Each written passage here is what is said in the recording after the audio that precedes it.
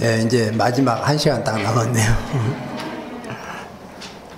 이제 하다 보니까 이제 끝날 시간이 됐네요.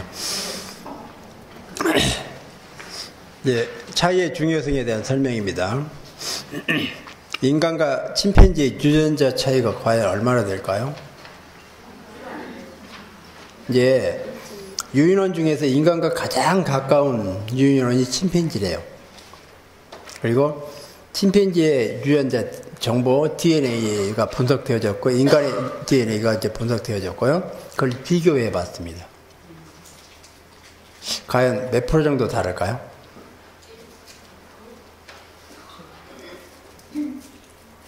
뭐 대충 했어요.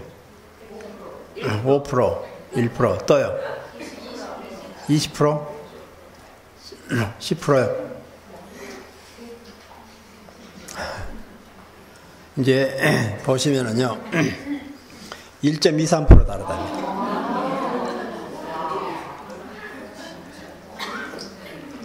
1.23%요. 1.23%의 다름이요 침팬지를 동물원에 가둬놨어요.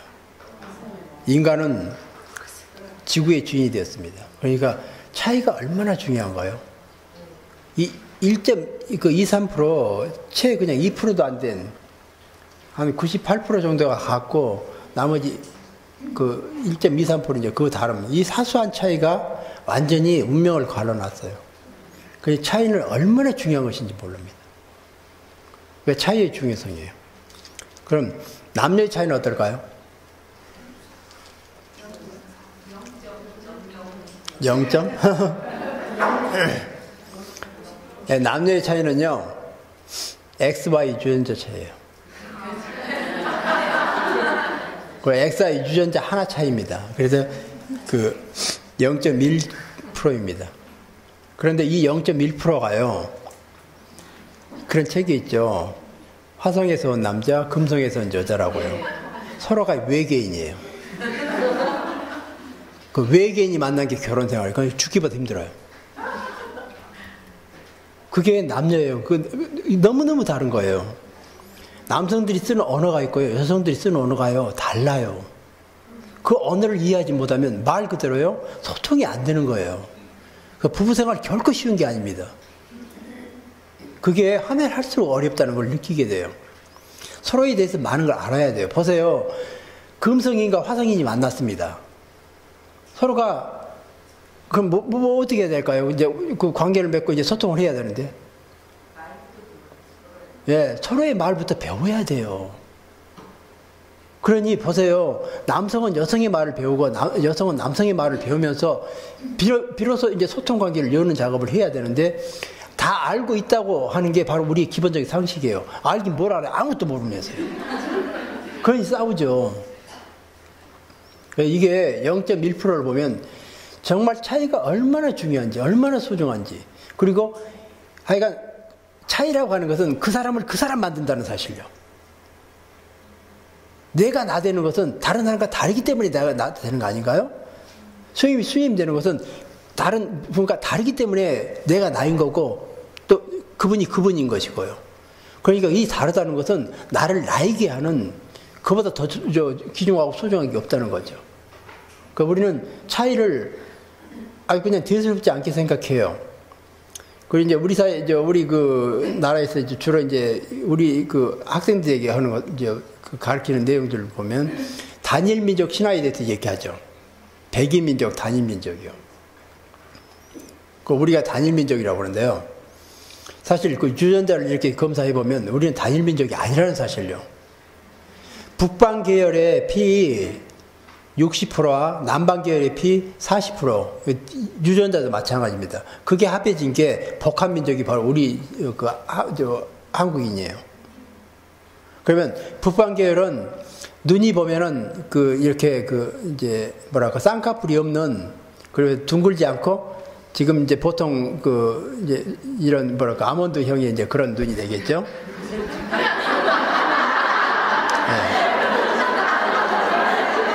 이제 이거 좀 째지고 올라가고 이제 이런 식으로요. 그런데 남방 계열은 눈이 커요, 둥글어요. 그리고 쌍꺼풀이 있어요. 그게 필리핀이나 이런 데서 오는 사람들 보세요. 그리고 남성들은 구렛나루가 이게 아주 해서 이게 시험 같은 게 나오고요. 그게 일본 사람들이에요. 일본은 남방 계열이 60%고 북방 계열이 40%입니다. 일본 사람은 키가 작아요. 그 남방 계열이 키가 작으면서 눈이 둥글둥글하면서 이제 그 시험이 많은 이런 정도가 남방 계열. 그 남방 계열 이제 DNA가 훨씬 더 많습니다. 우리하고는 달라요. 그래서 우리는 북방 계열은 몽고 저게 이제 피를 이제 받은 거고요. 그래서 우리는 태어날 때 보면은 이제 몽고 반점을 가지고 태어나죠. 저는 이제 얘가 독일에서 태어났어요. 독일에서 태어나서 보니까 몽고 반점이 있는 거예요. 그래서 의사들이 다 봐가지고 이게 바로 몽고 반점이란다. 와서 보라고. 아주 그 시퍼렇게 그냥 엉덩이 전체가 그냥 몽고 반점이 있는 거예요. 그게 우리는 단일 민족이 아니에요. 이 복합 민족이고 단일 민족은 신화입니다. 우리 역사에 단일 민족이었던 적이 한 번도 없어요. 왜 단일 민족의 이 얘기가 신화가 나왔느냐? 바로 우리가 식민지 시절에 민족의 자긍심을 고취시키고 독립의욕을 고취시키기 위해서 뭔가 신화를 만들지 않으면 안 되었어요. 그래서 단일민족 신화를 만든 것입니다. 백이민족, 단일민족, 이 모든 게 다 그때 나온 것이고, 그게 오늘날까지 전해지면서 민족의 우수성, 자긍심, 이런 걸 높이기 위한 거예요. 그래서 지금 그게 걸림돌이 된 게 뭔가요? 이제 다문화 사회를 열어가야 돼요. 이 다문화 사회를 열어감에 있어서 다름 틀림 도식에 걸리게 된다고 말이죠. 이제 보면은 다문화 사회가 이제 직면하면서 가장 큰 걸림돌이요. 피부색이 달라졌어요. 그런데도 불구하고 우리는 얼마 전까지만 해도 살색이라는 색이 있었네요. 이제 다문화 가정이나 또 이주 노동자 이런 사람들이 데모할 때마다 살색 해놓고 가입해 쳐놓고요. 피켓 들고 했던 그런 적이 있었죠. 그래서 국가인권위원회에서 더 이상 살색을 못 쓰게 만들었어요. 그 살색을 뭐라고 바꿨을까요? 살구색으로 바꿨어요. 이제 더 이상 살색 아니에요. 그럼 그게 살색일 때는 바로 우리가 가지고 있는 색이 살색이고 우리만이 인간이고 다른 이 피부색이 아닌 사람은 인간이 아니라 그 말이에요. 그게 다른 틀림 도식이에요. 다른 틀림 도식이 얼마나 무서운지 몰라요. 우리는 그 도식이 아직 우리 의식 속에 자리하고 있고 그 의식이 다문화 사회를 열어가는데 걸림돌이에요. 그러니까 의식의 문제, 이 문제 풀어내지 않으면 다문화 사회요. 앞으로 다문화 가정 더 많이 쓰면 많이 적어지지 않습니다. 제가 이번 학기에 그 강의 과목이 다문화 교육론인데 절실하게 느껴요. 이제 아마 가면 갈수록 더 이제 이게 앞으로 지금은 한 3% 정도 되는데요. 앞으로 5%, 10%까지 올라가요. 그리고 저출산에 대하는 다문화 가정을 통해서 어떻게 해결할 그 외 방법을 찾기는 쉽지 않는 게 지금 현 주소입니다. 그러니까 어떤 식으로 이제 수용을 해야 돼요. 그런데 그 걸림돌이 다름 틀림 도식에 걸린다고 말이죠. 다름 틀림 도식에 있어서 우리 아직도 걸리는 게 순혈주의예요. 순혈이라고 하는 게 뭔가요? 자피가 섞어서는 안 된다 그 말이에요. 그러니까 혼혈은 받아주지 않습니다. 혼혈로 태어난 유교 동란 이후로 그 혼혈로 태어난 사람들이 많이 있었어요. 이 사람들이 얼마나 어려운 삶을 살았는지 몰라요. 그럼에도 불구하고 인간 승리한 사람이 인순이 같은 사람이에요. 이제 그분도 중고등학교 너무너무 힘들어서 고등학교 제대로 못 나왔어요. 얼마나 힘들게 하든지요.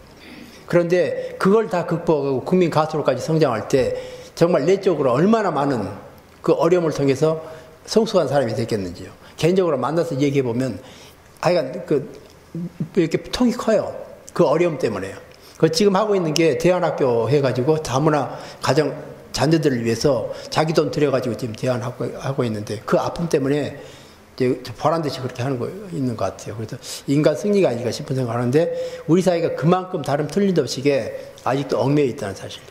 그리고 장애인에 대해서도 보면은 장애인의 경우도 우리 사회 가정에서 그런 이제 가족이 있다 그러면 손님들이 올 때 숨기죠. 가족의 수치로 생각한 게 엊그제까지 우리 모습 아닌가요? 여전히 그게 남아 있어요.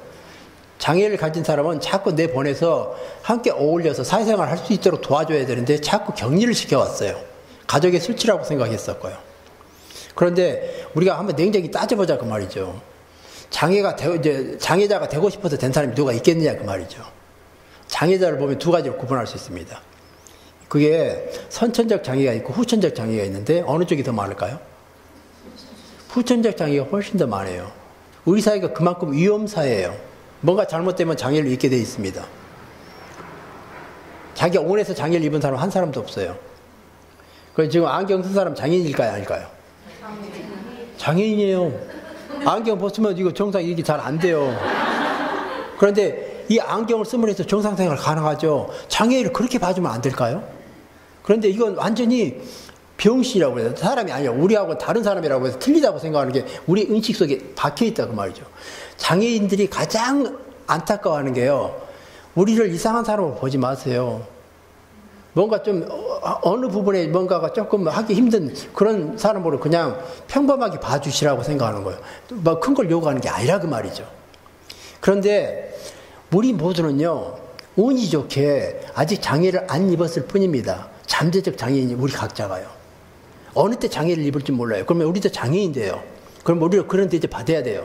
그래서 제발 그 사람들을 그렇게 대하는 게 또 다른 나에 대한 그런 이제 그 모습이 아닐까 싶은 생각을 하면은 생각이 달라지지 않을까요?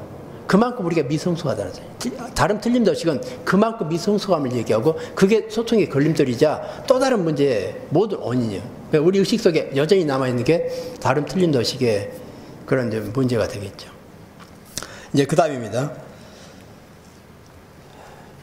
이제 흑백 논리입니다. 흑백 논리를 다른 말로는 진영 논리라고도 하죠. 진영 논리, 흑백 논리요. 말 그대로 이제 흑과 백을 나누어 가지고 흑만 맞고 백은 틀렸다는 거예요. 그리고 백만 맞고 흑은 틀렸다 그럽니다. 그러면 흑과 백이 함께 있을 때는 서로가 이제 부딪힘으로 해서 늘 갈등과 대립이 상존할 수밖에 없어요. 여기서는 타협 자체는 불가능합니다. 공존 자체도 불가능해요. 이제 우리가 이걸 정리해 보면요. 흑백 논리의 문제점입니다. 흑백 논리를 논리적으로, 논리학적으로 얘기해 볼 때 도대체 뭘까? 모순 개념에 해당되는 거죠. 여기서 모순이라고 하는 게요. 한자어로 모순 그러면 창과 방패를 얘기해요. 그 고사가 있죠. 창과 방패를 파는 그 상인이 창을 들고 설명할 때 이 창으로 말할 것 같으면 세계에서 최강의 창이다. 어떤 방패도 다 뚫을 수 있는 창이다. 그렇게 해서 이제 사라고 해놓고 또 옆에 있는 방패를 들고 하는 얘기가 이 방패야말로 모든 창을 다 막아낼 수 있는 최강의 방패다. 이거 사라고요. 듣고 있는 사람이 어처구니 없는 거예요. 그럼 그 창으로 그 방패를 주면 어떻게 된 건가요? 말을 못해요.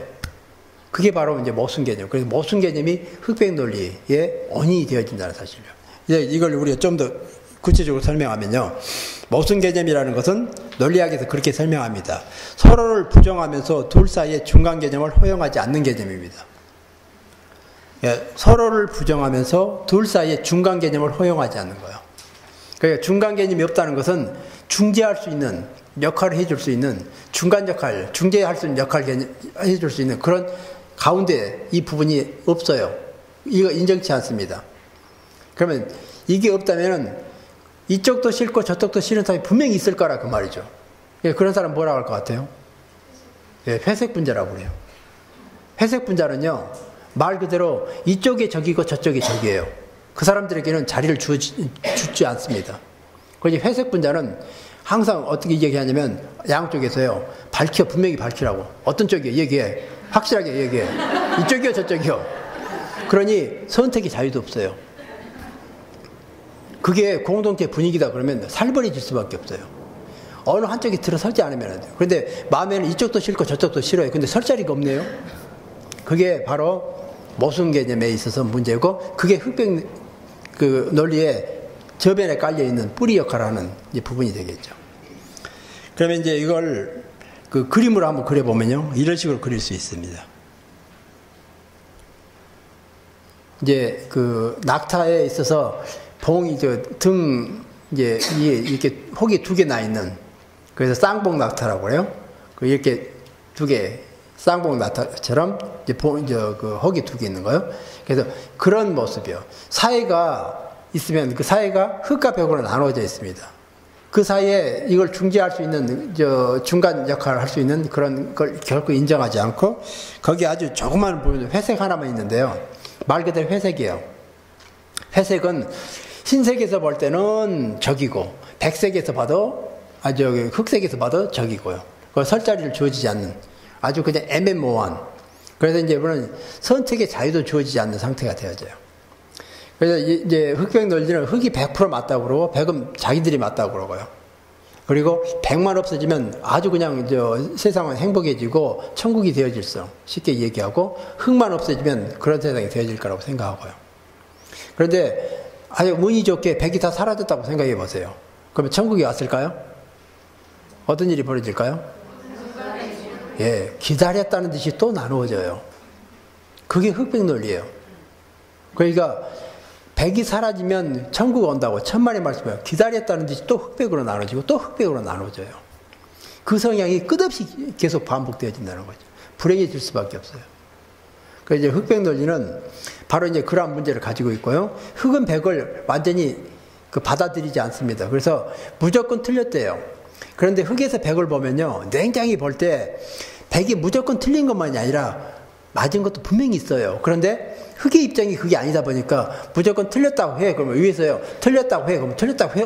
그냥 허락하네요. 그러면서 그냥 따라서 하는 거예요. 생각이 없어요. 비판적 사고 안 해요. 그게 흑백 논리에 있어서 맹점이 되는 거죠.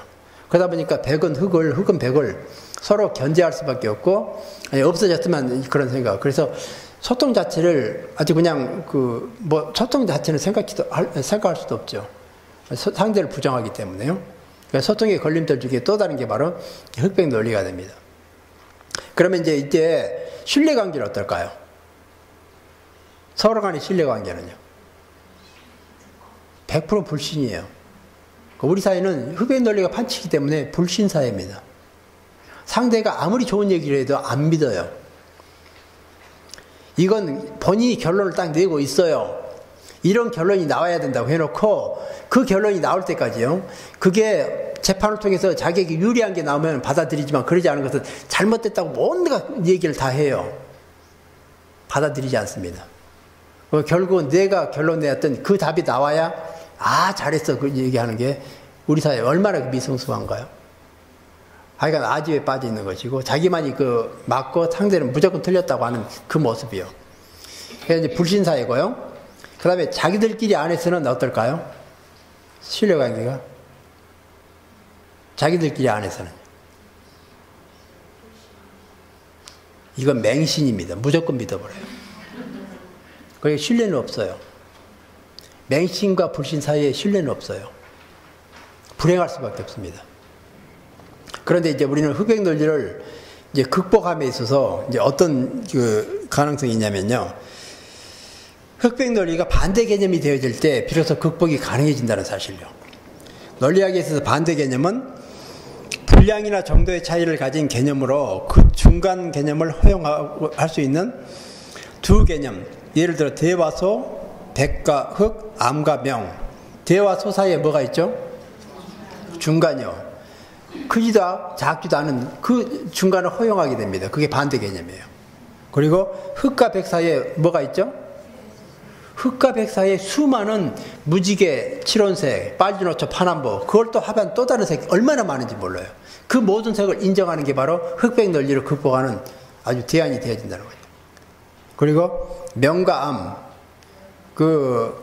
이제 우리가 아침에요, 이제 여명이 되기 전에 바로 이제 그 순간이요, 어둠에서 밝음으로 바꿔지는 바로 그 순간에 그 사이가 분명히 존재해요. 그리고 저녁의 노을, 저녁 노을이 바로 이제 그 순간이 되겠고요. 바로 이렇게 중간 존재를 인정하는 거예요. 이걸 이제 우리가 그림으로 그려본다면 이렇게 정리할 수 있어요. 이제 낙타에서 단복 낙타라고 그러죠. 포물선이 됩니다. 흑과 백으로 나누고 흑과 백 사이에 다양한 색들이 자리하게 하는 거예요. 흑과 백 사이에 다양한 색들이 자리하게 되고, 이제 흑과 백의 싸움은 거래 싸움이 아니에요. 흑과 백의 싸움은 새우 싸움밖에 안 돼요. 왜? 중간 존재가 무게중심을 딱 잡고 있어요. 그런데 어떻게 보면요, 흑과 백이 싸웠던 걸 생각하면 얄미워요. 그래서 뛰어내버리고 싶어요. 그런데 흙과 백이 없으면 그 역시도 건강한 사회가 아니에요. 그런데 흙과 백은 많아서는 안 되고 소수가 돼야 돼요. 우리 사회에 진보요, 보수 필요합니다. 그런데 진보는 보수를 없어져야 되는 것처럼, 보수는 또 이제 진보를 또 그렇게 생각하는 거예요. 우리 건강하지 못한 사회예요. 보수와 진보가 있어야 되는데 수적으로 좀 아주 그냥 작아야 돼요. 그래서 이제 또 다른 색들이 무게중심을 딱 잡고 있는 게 가장 건강하니, 그리고 진보와 보수의 싸움에서 무게중심을요, 어느 쪽으로 약간 움직여주고 하면서 진보 성향의 정치권이 들어서게 하고, 다음에는 또 보수 성향이 되면서 이게 움직여주는 거예요. 그러면서 정치를 이렇게 움직여 나간다는 거예요. 그게 국민의 수준인 거죠. 이러한 국민의 수준이 정치 수준을 결정하게 되는 겁니다. 그러니까 우리 사회는 보면 중간 세력이 거의 전무할 정도로 흑백이 이렇게 나누어진 상태예요. 그리고 누군가 내 입맛에 안 맞는 사람이 대통령이 됐다 그러면 내내 헐뜯어요. 잘한 걸 보고 다 잘했다는 얘기를 못해요. 그게 우리 모습 아닌가요? 그러니까 객관적으로 이런 부분은 잘했고 이런 부분은 못했고 이건 이렇게 해야 되고, 이게 구별이 안 되는 거예요. 비판적 사고 능력이 마비되는 상태예요. 그게 이제 흑백 논리에 있어서 아주 또 다른 맹점이 되겠죠. 이제 그러면 그 흑백 논리의 극복함에 있어서요, 이제 누구가 이제 그런 얘기를 해요. 새는 날기 위해서 두 날개가 필요하다고요. 새는 날기 위해서 두 날개가 필요한데 두 날개만 가지고 날 수 있을까요? 당연히 또 필요한 게 뭘까요? 몸통이에요, 몸통. 몸통이 중간 존재입니다. 날개만 가지고는 날 수 없어요. 날개가 힘의 동력이 되는 게 몸통입니다. 그런데 흑백 논리자들은요, 왼쪽 날개 하나만 가지고도 날 수 있다고 고집하는 게 흑백 논리자들이에요. 얼마나 애기인가요? 말이 되냐고요. 지금 정치권의 흑백 논리자들이요. 답답해도 숨이 턱턱 막힐 정도로요. 그리고 또 한쪽 날개 이쪽만 가지고도 날 수 있다고 고집하는 사람들이요. 우리 새는 날기 위해서요, 양 날개 있어야 되겠죠. 그리고 양 날개, 그러면서 몸통이에요. 이 몸통이 양 날개를 이렇게 지탱하면서 힘을 실어줘요. 이제 이렇게 날갯짓을 해서 날아가는 것은 이 몸통이 없으면 불가능하다는 사실이죠. 날아가고 이제 양 날개가 이렇게 이제 아주 균형과 조화를 이루면서 원하는 곳으로 날아갈 수 있게 되는 거죠. 새가 날기 위해서 양 날개, 두 날개만 가지고 하는 게 아니라 하여간 몸통까지 이게 균형과 조화를 이룰 때 비로소 아주 건강하게 원하는 곳까지 날아갈 수 있게 되는, 그게 이제 흑백 논리를 극복할 수 있는 가장 바람직한 대안이 되는데, 그게 바로 반대 개념에서 찾아볼 수 있다는 거죠. 그러니까 우리는 중간 존재예요. 다양한 색들, 그리고 흑과 백도 배제하지 말고 함께 아우르지 않으면 안 된다는 사실이에요. 그게 건강한 사회라는 거죠. 그러니까 무조건 예스 하는 사람만 있어도 그건 문제고요, 무조건 반대만 하는 사람도 문제라 그 말이죠. 그러니까 그런 사람도 소수 있어야 되고 저런 사람도 있어야 되고, 그러면서 어우러질 때 가장 건강한 사회예요. 그리고 이제 그러한 어떤 공동체도 마찬가지예요. 성향이 약간 다른 사람들이 모여있을 때 최소한 견제가 되어져요.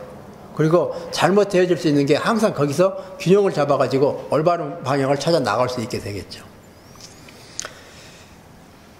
이제 그 동영상, 이게 마지막 동영상인데요. 한번 보여드릴게요. 이건 이제 우리 사회에서 이제 미국이 아니고 우리 금융권에서 이제 권위주의를 이제 벗어버리고 이제 이런 기업의 경쟁력을 키우기 위해서 CEO 스스로가 이제 기득권을 넣으면서 변화를 시도하는 이제 그런 내용입니다. 이제 한번 보시죠. 이제 분위기 얼마나 이제 사뭇 다른지요. 기업에서도 마찬가지다. 한 기업의 문화를 변화시키는 데 있어 CEO의 역할은 절대적으로 할 수 있다.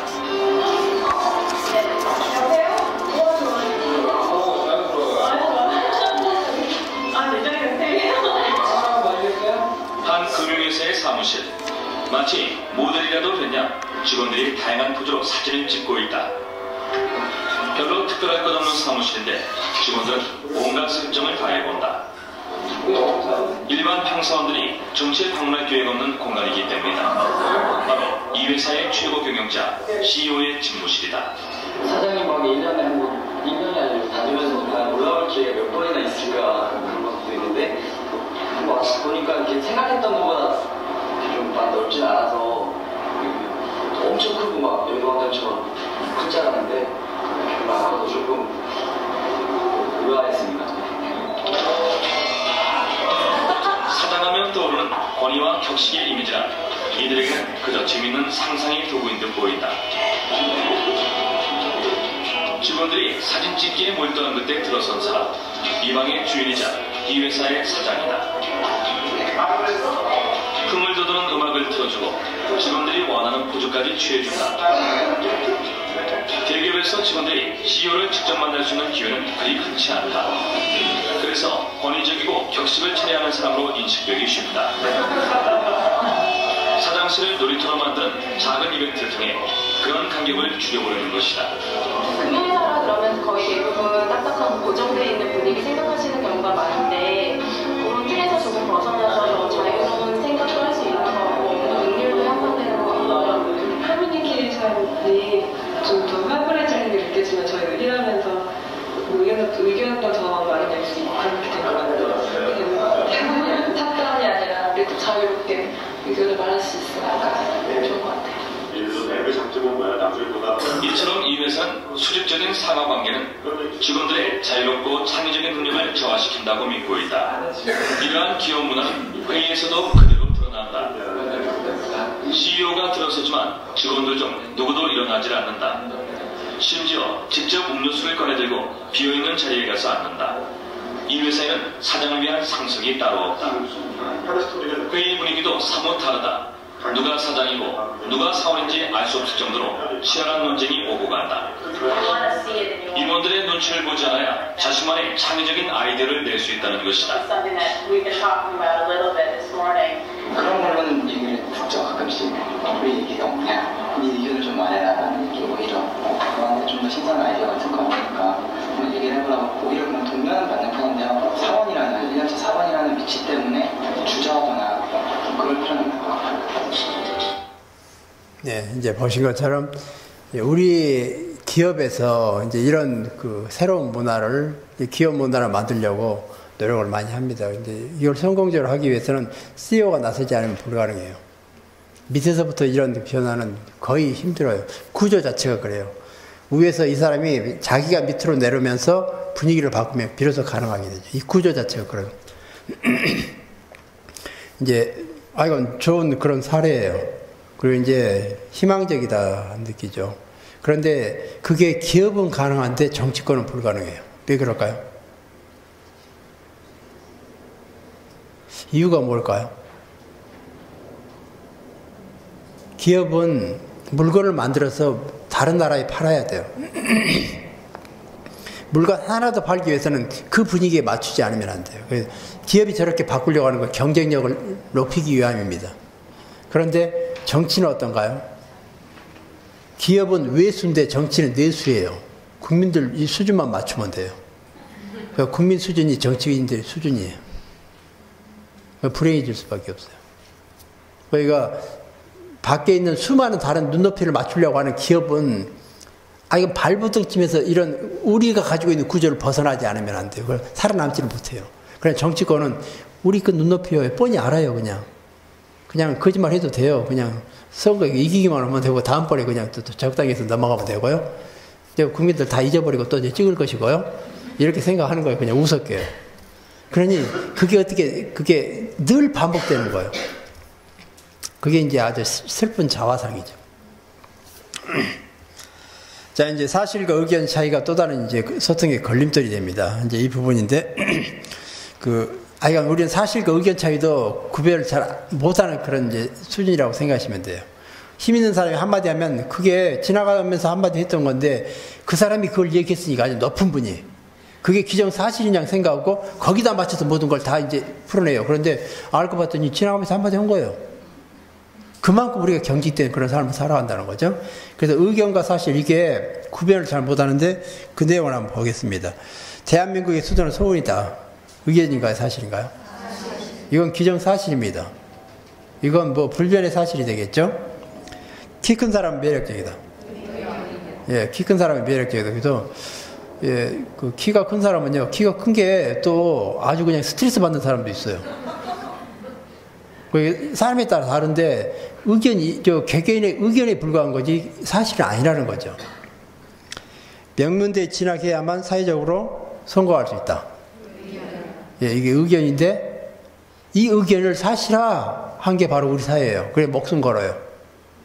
이걸 사실화 생각해서 기정사실화 생각을 해요. 이제 부모들이 목숨 거는 것은 바로 이걸 의견대로 생각하는 게 아니고 그럴 수도 있어, 그렇지 않을 수도 있지라고 이런 생각이 아니라 그러지 않으면 안 돼. 그 말이 맞아. 사실이야. 그렇게 받아들이니까 하여간 입시 문제가 되어지는 거죠. 인기가 많은 친구들은 성격이 좋게 마련이다.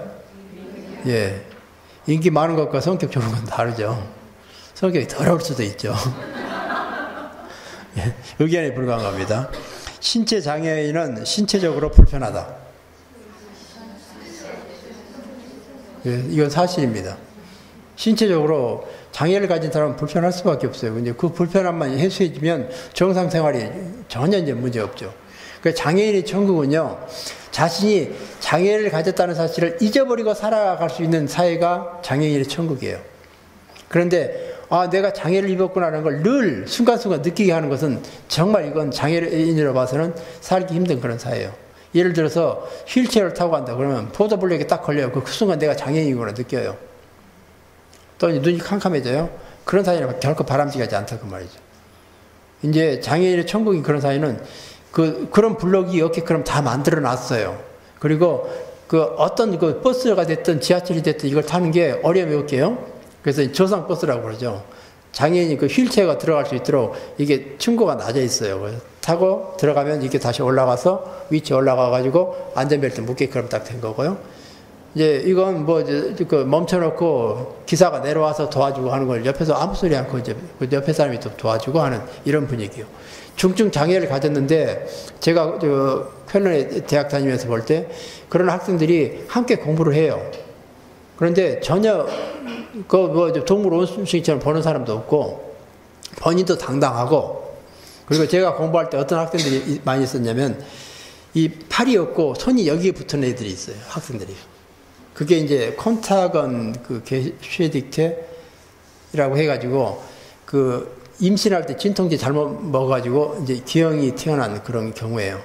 그 회사가 이제 파산하면서 그 모든 걸 다 이제 보상을 하게 됐는데 그 학생들이 대학에 들어온 시기였습니다. 얼굴은 멀쩡한데 팔이 없어요. 손이 여기에 붙어 있어요. 그런데도 아주 그냥 활발하게 이제 생활하고 구김살 없이 이제 하는 그런 분위기요.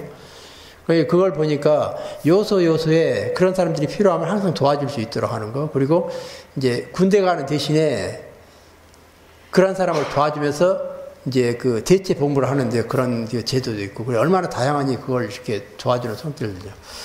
그게 이제 장애인이 천국이 아닐까. 근데 우리는 그런 부분에 있어서 아직도 편견이 있는데 그 편견이 바로 이런 부분입니다. 그렇기 때문에 지적 능력이 떨어진다. 이건 차별이에요. 이건 의견에 불과한 것입니다. 그래서 우리는 사실과 의견이 얼마나 다른데 그걸 사실을 의견으로 아니면 의견을 사실로 잘못 착각해서 문제를 일으키는 경우를 보게 되는데 그 자체가 이제 소통의 걸림돌이 되겠죠. 사실은 보고 듣고 한 일 등과 그러한 경험, 그리고 특징은 객관적이고 전달 내용은 주로 정보, 지식, 이해를 목적으로 합니다. 직접 보고 오감을 통해서 보고 느끼고 이제 본 것들이에요. 이제 그러한 경험을 얘기합니다. 그래서 객관적일 수 있죠. 그런데 사실이라고 한 건 내 눈으로 본 것도 조심하지 않으면 안 돼요. 내 눈으로 볼 때 그 눈이 뭔가 씌어 있을 수도 있어요. 그리고 내가 보고자 하는 것만 볼 경우도 있어요. 주관적인 것은 그 오류의 가능성이 항상 있기 때문에 100% 맞아 그 얘기를 해서는 안 돼요. 그 인간이 어쩔 수 없어요. 그 우리의 한계면 인식의 한계예요. 예를 들어서 함께 성지순례를 갔어요. 성지순례 가서 이거저거 많이 보고 왔습니다. 갔다 와서 이제 함께 얘기하면서 그때 그거 있었지 않아? 그때 봤지 않아? 뭐 그때? 함께 있었지 않아? 뭐가 있었어? 그러면. 같이 있었는데 못 봤어요. 왜 못 봤냐고요? 자기 눈에 안 들어온 거예요. 준비 안 해갔기 때문에요. 바로 이렇게 내 눈으로 본 것도 우리 믿지 못할 수 있는. 그러니까 내 눈으로 본 것도 사실은 사실인데 그거 100% 맞는 사실이라고 얘기해서는 안 된다 그 말이죠. 왜? 감각기관을 통해서 오는 것은 오류의 가능성이 항상 주관적이기 때문에 우리가 불완전한 존재이기 때문에 어찌할 수 없어요. 바로 이제 그런 의미에서 사실마저도 조심스럽게 비판적으로 받아들이려고 하는 그 자세가 가장 바람직하다 그 말이죠. 그런데 기정사실이냐 이렇게 하지 않으면 안 돼 하는 식으로 밀고 나가는 사람 말 그대로 무지하면 용감하다고 이제 이건 어떻게 방법이 없어요. 이제 그 의견은 사실에 대한 개인의 견해나 주장입니다. 그래서 한 가지 사실에 수많은 이제 견해가 나올 수 있겠죠. 주관적일 수밖에 없고 자신의 생각을 주장하는 내용이 되고 설득을 목적으로 합니다. 그래서 나와 서로 다른 의견은 서로 다름을 이렇게 맞추는 주관적인 것.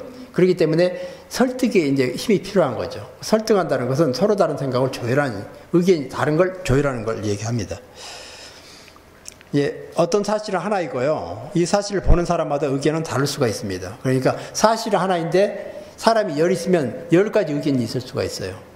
그러니까 10가지 다른 의견, 그게 나쁜 게 아니라 당연한 것입니다. 그리고 이 당연한 10가지 의견을 설득을 통해서 조율하는 과정, 조율을 통하면 혼자의 의견보다는 훨씬 더 나은 그 뭔가를 얻어낼 수가 있게 됩니다.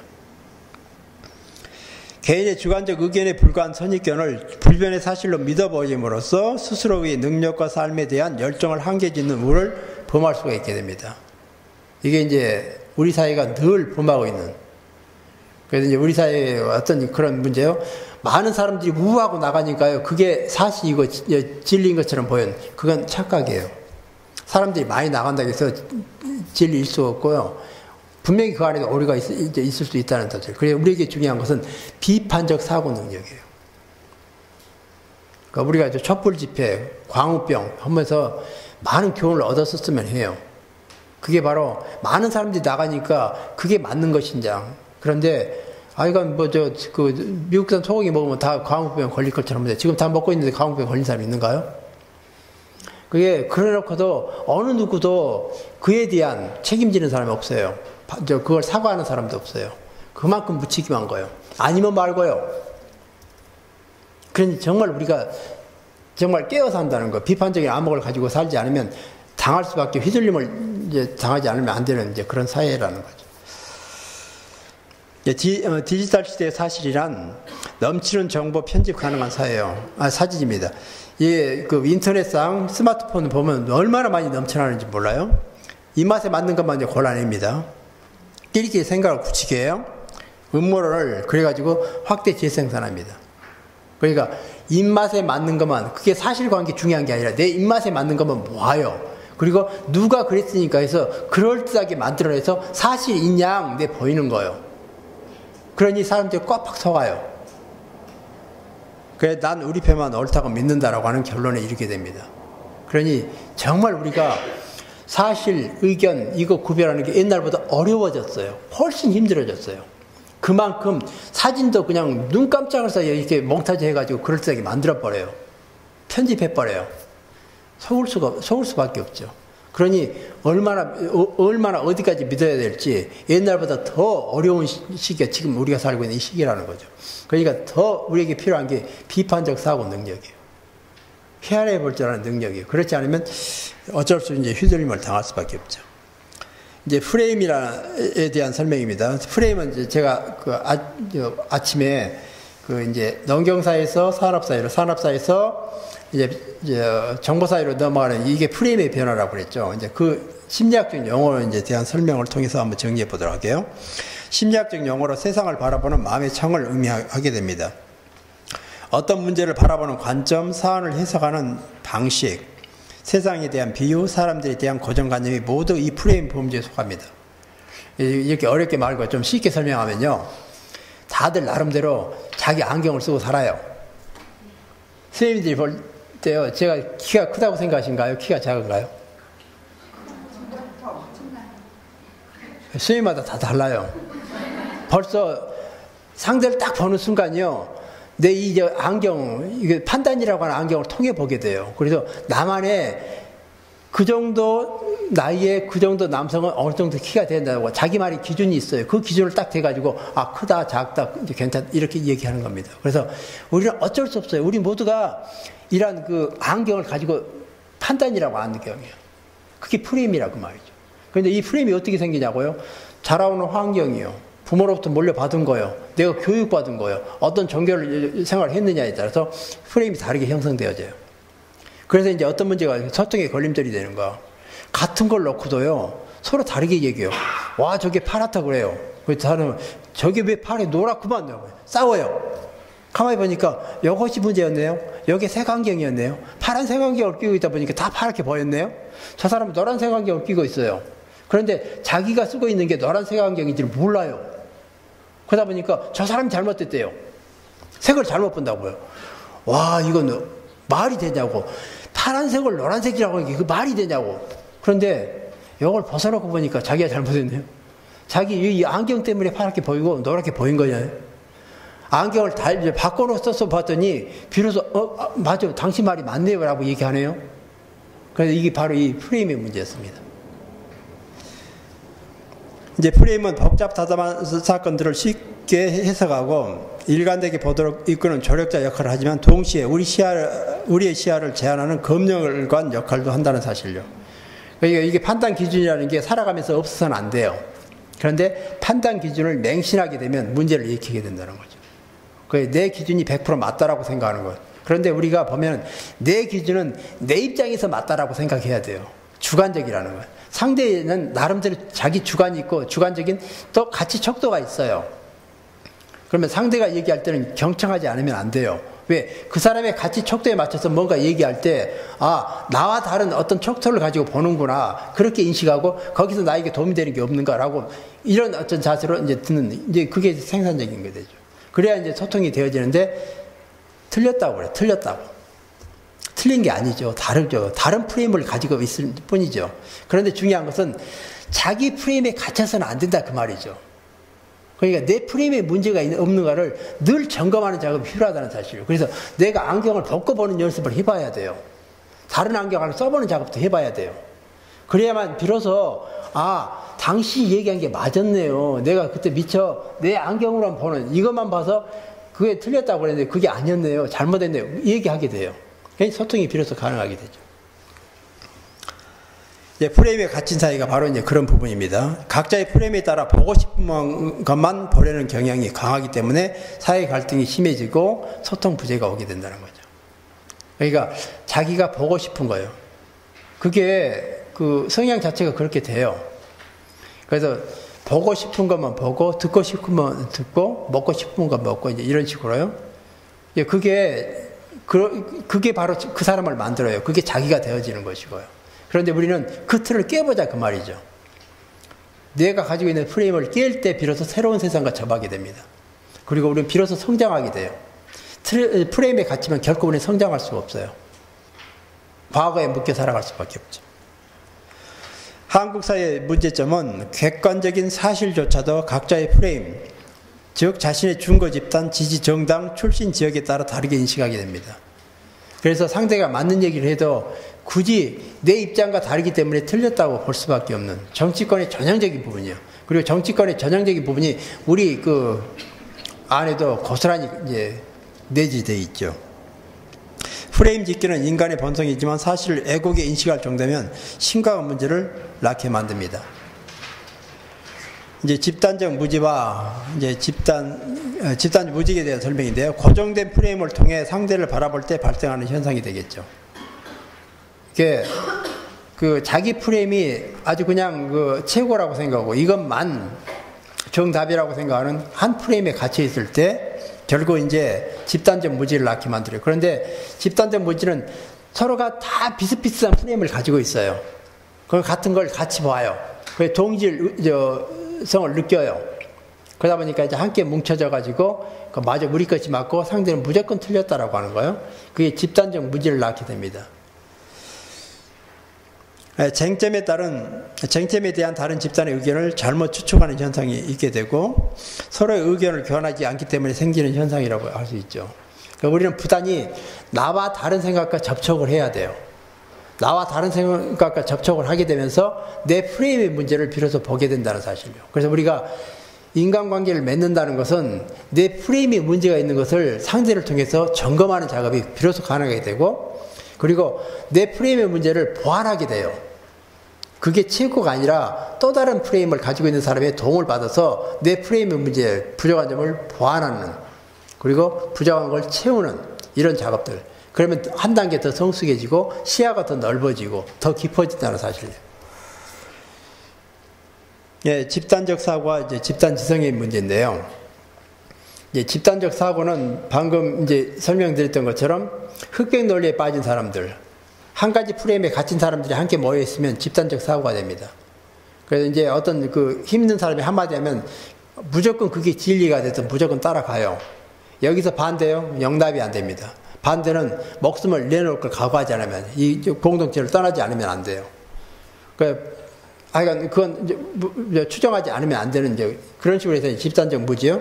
이제 집단적 무지가 소위 말해서 그 들쥐라는 표현을 쓰게 되는데요. 들쥐가요, 한번 무리지어서 막 이제 어디 가요. 그런데 그 무리지어서 막 이제 가다 보면 앞에가 절벽이에요. 앞에 절벽에서 막 떨어져서 죽어요. 그런데 뒤에 있는 그 들쥐들은 앞에 가니까 그냥 따라가는 거예요. 다 죽어요. 그래가지고 들쥐 개체수가 이게 조절이 된대요. 들쥐 성향 자체. 그러니까 전형적인 집단적 무지 상태예요. 집단적 사고, 집단적 무지는 같은 개념입니다. 그런데 비해서 집단 지성은 각자의 서로 다른 의견들이 모아집니다. 그게 존중되어져요. 그래서 한 사람 머리보다는 두 사람 머리, 두 사람 머리보다는 10사람 머리를 합하, 10사람 머리보다는 100사람 머리 합하면 더 나은 결과를 얻게 됩니다. 이건 집단적 무지가 아니라 집단 지성이라고 그래요. 그러니까 집단 지성은 서로 다른 의견들이 모아져가지고 더 나은 의견을 낳도록 하는. 그래서 집단 지성의 그 가장 좋은 사례가 인터넷에서 어떤 사례일까요? 위키피디아요. 그 네이버 지식인 이런 거요. 그게요, 서로가 알고 있는 만큼 뭔가를 자꾸 이렇게 어떤 주제에 대해서 올려놔요. 그리고 또 다른 것이 거기다 덧붙이게 되죠. 그러면 백과사전이 돼요. 그 브리타니카 백과사전보다 더 좋은 현실적인 그런 백과사전을 만드는데, 그게 한 사람이면 불가능했어요. 그런데 많은 사람이 자꾸 자기 의견을 첨가하고 넣고 수정하고 하다 보니까 아주 그냥 너무나 모든 어떤 그 개념에 대한 도움받기, 그보다 더 좋은 게 없어요. 그게 바로 집단지성입니다. 그래서 집단지성은 원래 인터넷이라고 하는 매체예요. 그러니까 스마트폰이라는 것은 집단지성을 염두에 두고 만든 매체예요. 이러한 집단지성을 활성화시키기 위해서요. 그런데 집단적 사고 경향이 있는 우리나라에서는 그게 바로 상대를 해야 하는 무서운 무기로 작용하게 되는 거죠. 얼마나 무서운지 몰라요. 순간 완전 그 진리 자체를 바꿔버려요. 사실 자체를 좀 왜곡시켜버려요. 예를 한번 들어보죠. 최선당 사건이라고요. 최선당 그 체인점이 있죠. 음식 체인점이요. 거기에서 이제 어떤 사람이 그 임신부가요, 식사를 하고 좀 기분이 나빴던가 봐요. 음식이 좀 좋지 못하고요. 그래가지고 이제 종업을 하고 티격태격 했어요. 그리고 나서 이제 자기 그 스마트폰으로 해서 올린 게, 이건 어디 최선당에서 식사를 했는데 종업원이 그냥 내가 임신부인지 알는데 밀어뜨려가지고 넘어졌는데 배를 밟고 뭐 했다 하다라는 식으로 올려놨어요. 그랬더니 순간 댓글이 10만, 20만 막 붙기 시작해요. 내가 지난번 갔더니 아주 그냥 종업원들이 불쾌하게 했더니 마찬가지로 그렇네 하는 식으로 막 올라오기 시작하는 거예요.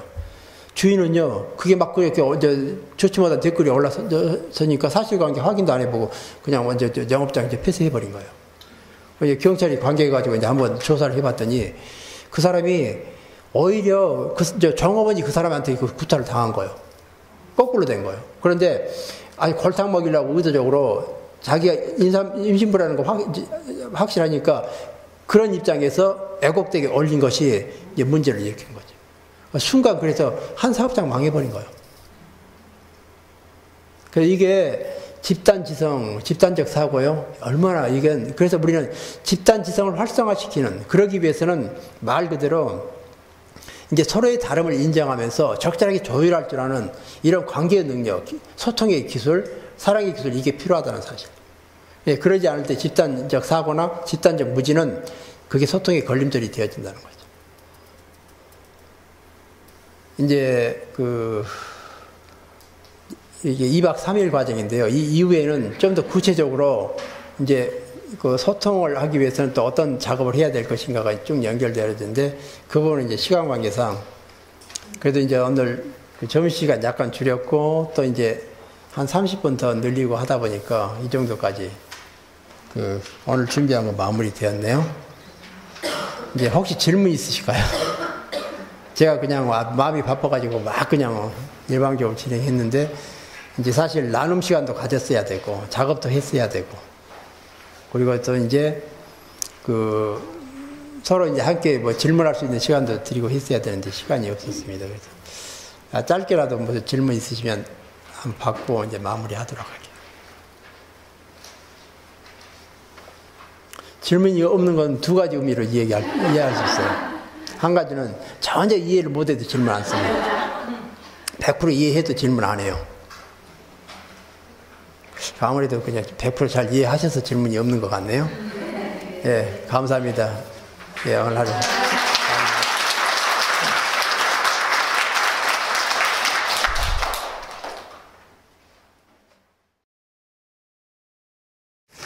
저희가 질문이 없었던 것은요, 교수님께 배려 때문에 아무튼 시간이 너무 없어 하시니까.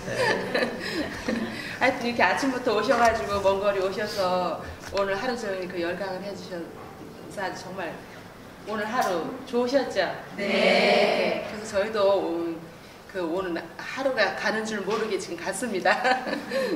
우리 쌤들도 멀리서 오셔가지고 아마 뭐 몸은 많이 피곤했던 쌤들도 많았을 것 같아요. 근데 지금 이제 다행히 미디어 수연님이 이제 녹화를 하셨기 때문에 오늘 놓친 거 있으면 걱정하시지 마시고요. 공동체는 다 보내드릴 겁니다.